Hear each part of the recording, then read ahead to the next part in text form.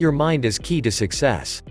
Learn best mind hacks secretly used by some of the top billionaires, like Jeff Bezos, Bill Gates, Mark Zuckerberg, Bernard Arnault and some of the famous celebrities.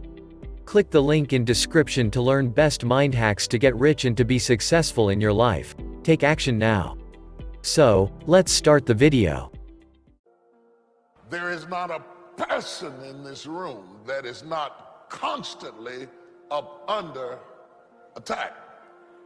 No matter how blessed you've been, no matter how successful, no matter how accomplished, no matter how healthy, no matter how fruitful you are, somewhere in your life, you are either being attacked or about to be attacked in some area of your life.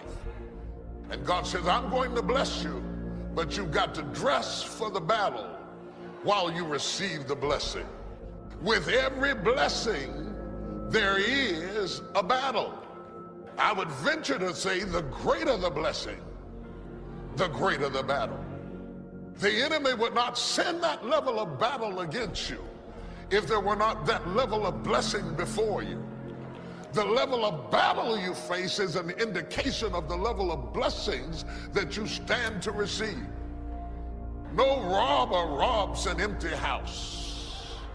Nobody holds up a bag lady because she doesn't have anything to steal. If you're up under attack, there's something to be gained.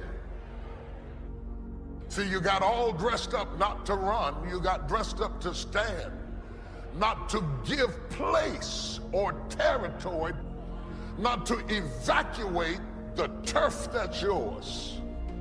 You must learn to handle the negative. Don't ignore it, handle it. You don't have to live in it, you don't have to dwell on it, but you do have to handle it, my opinion. I know some people teach, just turn your head real quick and say, there's no weeds, there's no weeds, there's no weeds. They'll take your garden. So you've got to handle the negative. Here's what part of it is. It's called the great war between good and evil.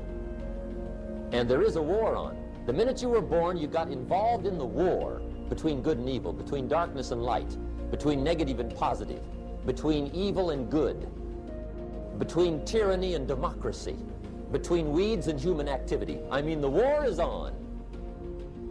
If good does not arouse itself and become active, guess what moves in? Evil. It's a war.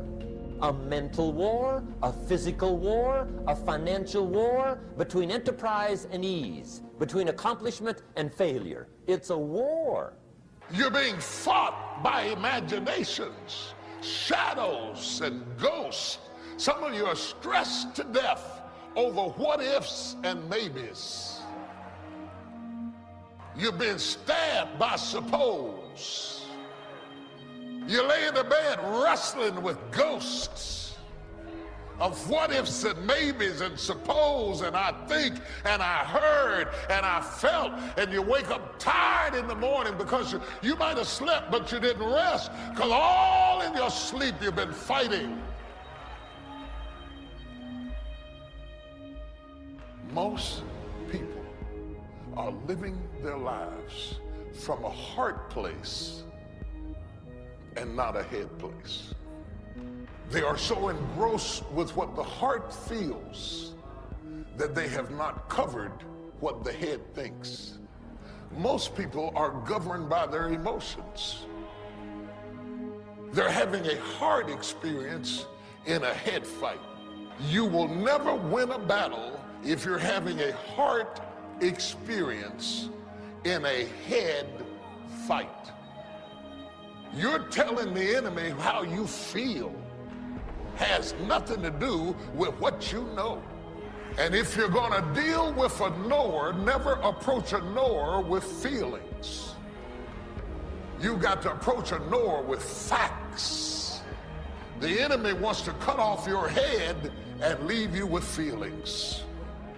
Real decisions that move your life along are not coming out of your emotions, they're coming out of your head.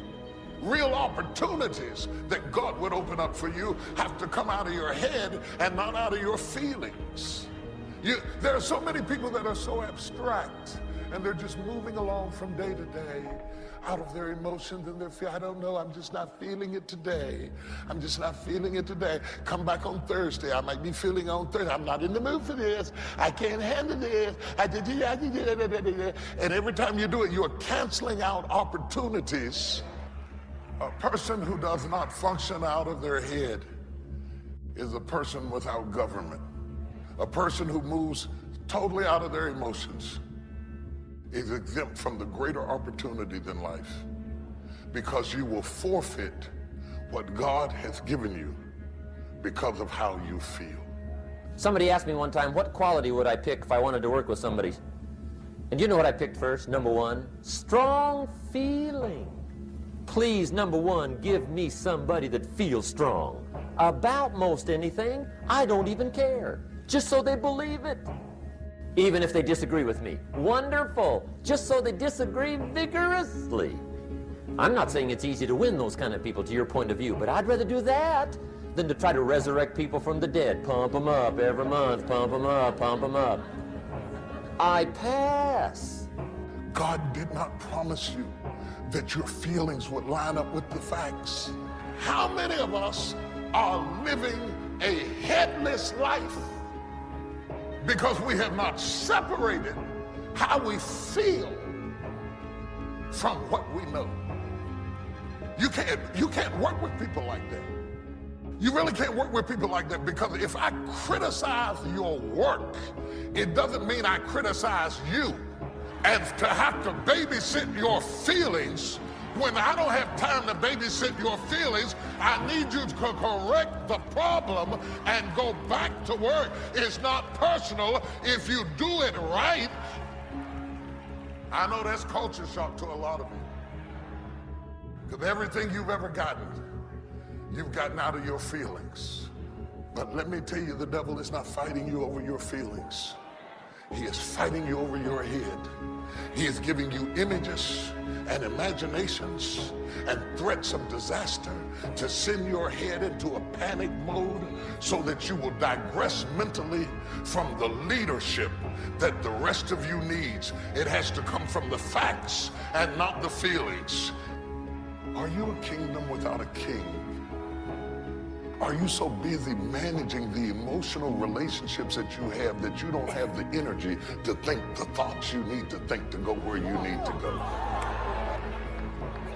Are you so busy managing your feelings and the feeling the people around you and trying to make them feel what you feel and need what you need and want what you want, that you're not making progress in life?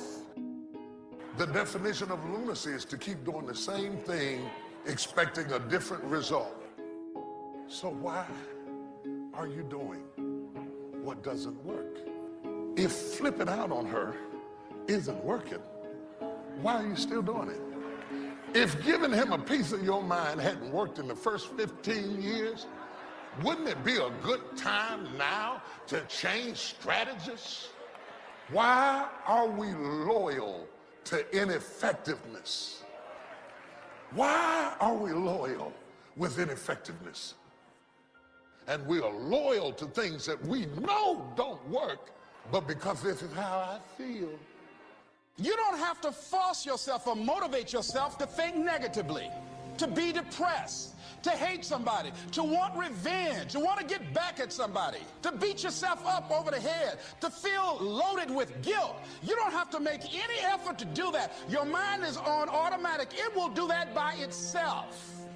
The next thing that is important is that expect things to get better for you, because they are. See, life is cyclic. You're not, whatever experience you're having right now, it has not come to stay. It has come to pass. Not to stay, just to pass. It's just going through. The biggest challenge is to know what's happening. This is a part of this thing we call life. This too shall pass. And maintaining perspective, putting it in perspective. See, a lot of us, because of our limited vision of ourselves, a lot of us who begin to focus on problems and enable them to overwhelm us, we begin to think that we have no options. We begin to believe that there's no way out. Repeat after me, there's always a way. I'm unstoppable. This will not get me down. And if I get knocked down, I'm going to be like Leo Pascal. You said you're going to have some low moments in life, but when you do, you will have high lows. Because you're going to have sometimes low moments when you won't want to get out of bed. You just want to stay there. There are times you won't want to come out the house. There are times you'll be feeling bad and don't know why. What's wrong? I don't know. It's called life. Someone said we have two primary choices in life. We can either accept conditions as they exist, or we can take the responsibility to change them. See, a lot of people want to exempt themselves from taking responsibility. All they want to do is talk about the problem. Every time you see them, they'll tell you their story over and over and over and over again. No, no. You want to take responsibility for your life. I got me here, I can get me out of this. And I'm getting out. I'm not going to be a volunteer victim. George Bernard Shaw said there are two kinds of people in life. You know, he said those that make things happen, those that watch things happen, and those that don't know what happened. And he said the people that get along in this life look around for the circumstances that they want, and if they can't find them, they make them. They create them. Whatever you do, don't lose your head.